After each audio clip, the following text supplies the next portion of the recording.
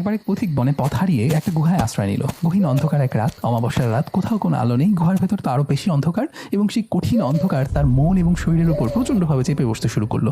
তার পকেটে একটা ক্যান্ডেল ছিল, সে ভাবছিল এই একটা মোম জ্বালিয়ে এই প্রচণ্ড অন্ধকারের মধ্যে কী লাভ হবে। তারপরেও কি ভেবে যেন সে ওই মোমটা জ্বালালো, এবং জ্বালানোর সাথে সাথে পুরো গুহা আলো দিয়ে ভরে গেল।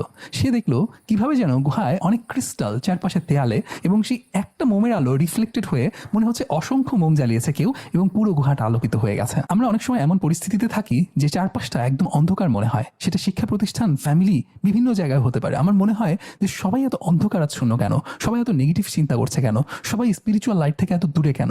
কিন্তু হতে পারে আমি যদি শুধু আমার ভেতরের স্পিরিচুয়াল লাইটটা, আমার ভেতরের যে আলোটা, সেটা জ্বালাতে পারতাম, সেটা যত ছোটই হোক, হয়তো ক্রিস্টালের মতো এরকম আরও অনেকে আছে চারপাশে যারা সেটা রিফ্লেক্ট করতে শুরু করতো, আরও অনেকগুলো মোম হয়তো জ্বলে উঠতো এবং পুরো জায়গাটা আলো হয়ে যেত।